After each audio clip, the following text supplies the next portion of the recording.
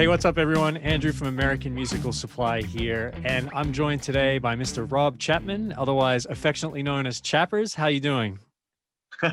I'm doing good. I'm sat in my pajamas, I must confess, because it's the evening. I've been reading stories to my kids, and so now I'm on my bed. So I'm afraid I don't look particularly professional or rock, but I might look a little bit more Santa than usual. So at least that's That's something. cool. Well, I guess we're getting a glimpse into the life of a A well-known dad. guitarist and yeah, and guitar company owner and dad. Yeah. That's cool.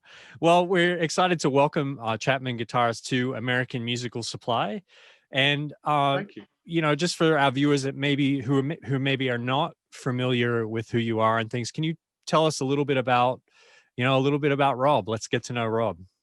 Sure.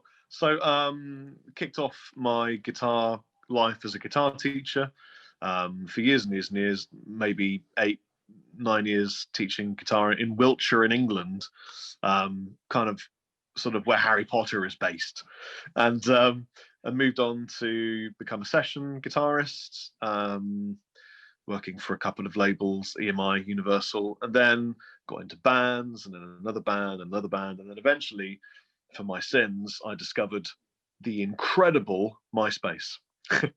and and on MySpace, I made my first videos, and somebody recommended that I join this new place called YouTube, and that was 10 years ago, 11, 12 years ago now. It's been a long time. Gotcha. Yeah, 8, 9 bands later, I've kind of settled on Clockwork Wolf and Company as my main musical vehicle, which is a blues, rock, Americana kind of vibe. I'm really influenced by Jimi Hendrix and Peter Green. So that's my main musical focal point. Although some of your viewers might remember me from a band called Dorje, which is still kicking around in the background and we'll be doing stuff later on. And I just love writing music. It's a problem I can't stop. For example, tomorrow I'm launching a single from my synthwave project called Neon Scream, and I have a metal project with Gus G called Criterion. So I'm perpetually writing, much to the annoyance of my brain when I'm trying to sleep. Lose a lot of sleep over it, but it's fun. I love doing it. And back to the guitar company, I digress. About let me think now. This would have been 11 years ago. I was doing some clinics for an acoustic guitar company, and the marketing director, who would normally have come along with me to these clinics, couldn't make it, and so one of the owners of the business came with me to watch, and was really curious as to why people were turning up for to get a photograph with me. And I said, well, it's because of YouTube. I'm doing these new YouTube videos, and people want to see me. And Mr. Bruce Perrin, from the incredible Barnes and Mullins, decided that it would be cool to offer me a signature guitar, and we would maybe make 50 S-type, T-type guitars or whatever, and let him know what I wanted, the next day, and they'd make them, and it would be good for them and good for me. And I couldn't believe it. I was just like blown away that I'd been offered a signature guitar. So I went home and made a YouTube video where I said, I've just been offered a signature guitar, but I love every kind of guitar. I am guitar style agnostic. I love them all. Help me decide what to design. What should I make? And we ended up making this sort of Frankenstein Strat, really. We called it the ML1, bolt-on, thick ebony fingerboard. I came up with this concept, a bit like when you buy a camera, you get a kit lens. Mm-hmm. We put pickups in it, but they would be mega ultra cheap, and you could whip them out and put whatever you want in them. And in fact, in some instances, if you purchased the guitar from a particular retailer, they would wire in whatever you wanted. We ended up making and selling 500. And about that time, I met my one of my best friends ever, Lee Anderson.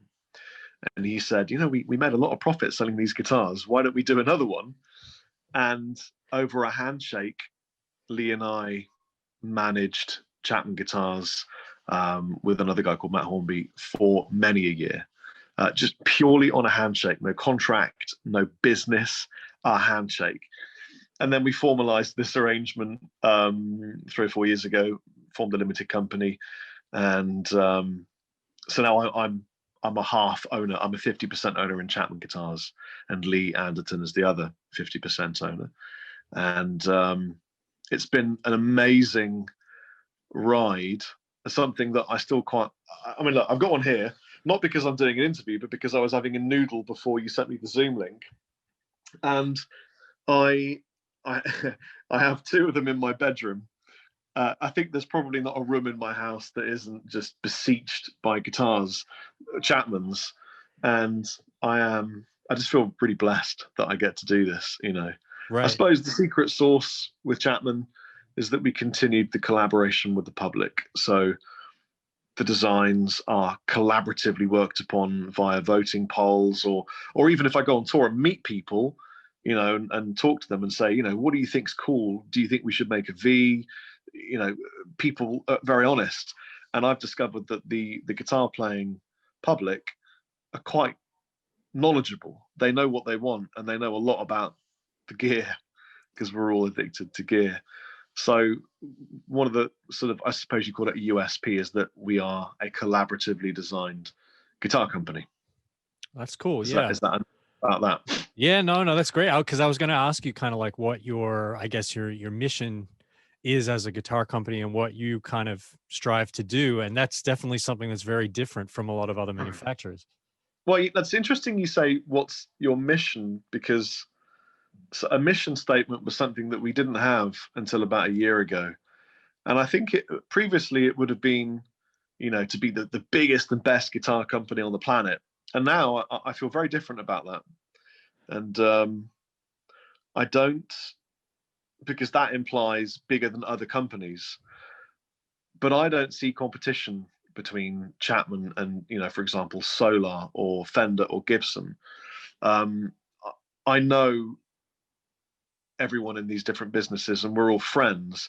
And I see it more now as a fraternity, especially with the recent problems of 2020. I really see this industry as a small brotherhood of people just trying to make trees sound great.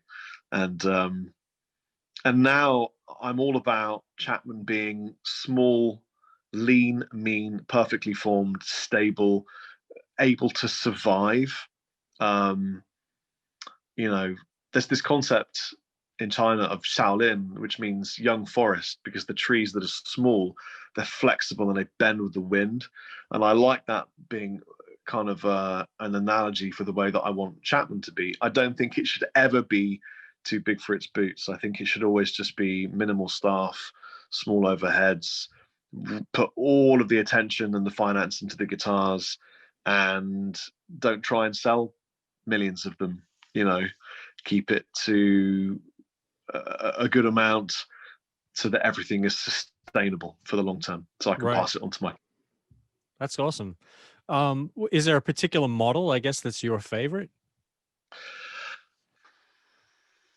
Man.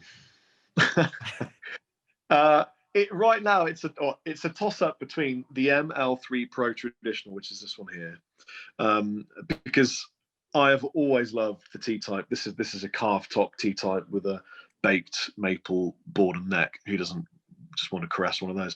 But I'm loving the Stormbursts, and I think the Stormburst has been probably one of the best performing instruments that we've made in ages, because we have this awesome Indonesian factory, and they make staggeringly good but reasonably affordable product. So good that it's kind of knocking on the door of our Korean manufacturer a little bit. And we've put American Seymour Duncan pickups in them and some higher end hardware and nice tops. And they're en fuego right now, is what they are. So yeah, they're really cool. I mean, if I'm in a metal mood and I want to play some, drop A, shred, I'll go for one of those Stormbursts. which we conceived of during a storm. There was a big, do you know what a water funnel is? Like a No. tornado over the sea. So Oh, I live in Malta, and every so often, because of the way the weather works in this tiny island, you get these little water spouts over the sea, and they suck up fish, and it's really biblical and random. And then I was chatting to Dave, our designer, and I said we should do a storm burst guitar, and he's like, yeah, sure. And then he just made these designs, and they just looked so cool. So yeah, I think probably that would be one of my favorites right oh, now. that's cool. So it sounds like there's kind of a model for everybody, for someone who likes a more traditional guitar and someone who's looking for something more modern. Yeah, I think that's true. The thing is, um, we are a company of guitarists. Hmm.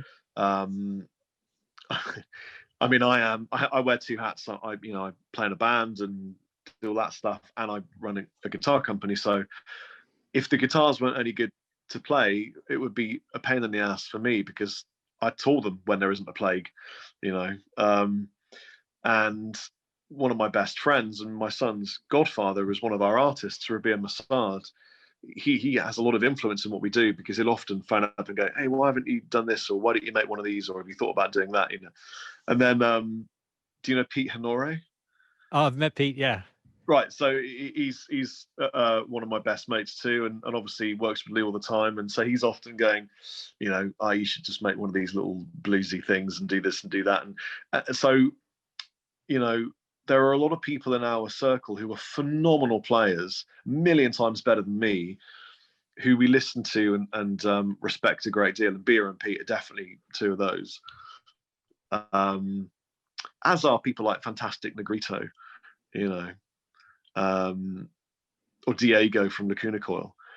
We listen to our artists, and we listen to the people that want to buy the product, and we just kind of make a range of things that would suit that. So, for example, the baritone thing is really inspired by Beer, but you might see some more traditional stuff.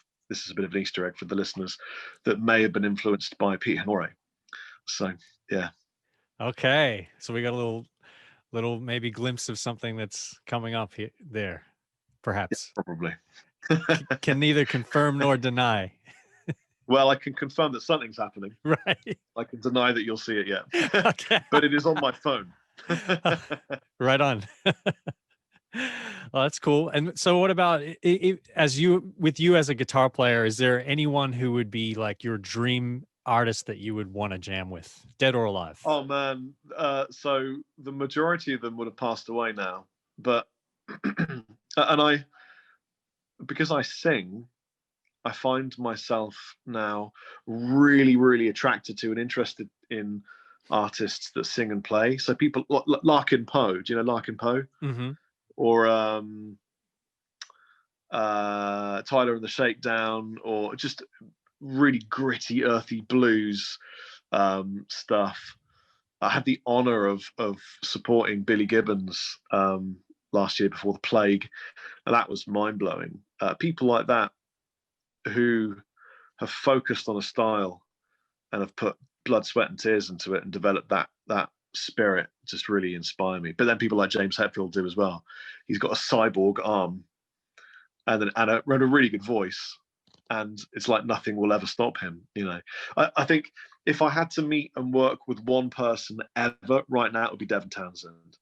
I think having modeled the top half of my head on him, and I mean, his voice is insane.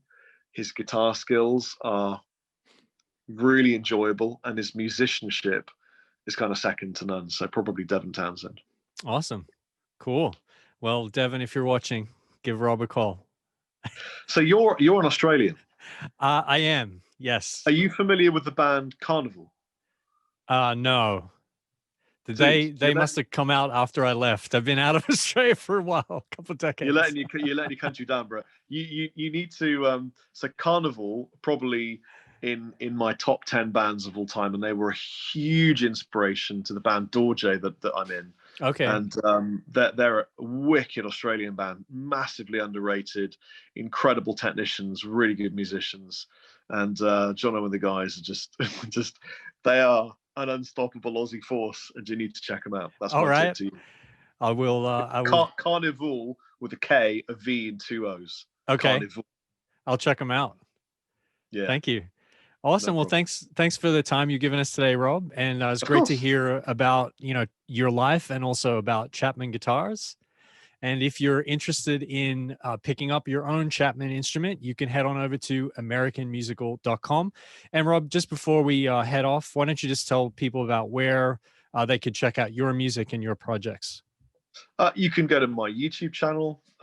Just search Rob Chappers or Rob Chapman on YouTube, and you'll find me. I am everywhere, almost to my annoyance. And all of my music is available everywhere to download: iTunes, Apple Music, Spotify, all that kind of stuff. So Clockwork Wolf and Company is my main musical vehicle. Cool. Well, thanks so much, and Cheers, dude. cheers to you too. Happy Christmas, everybody. Thank Bye. you. You too.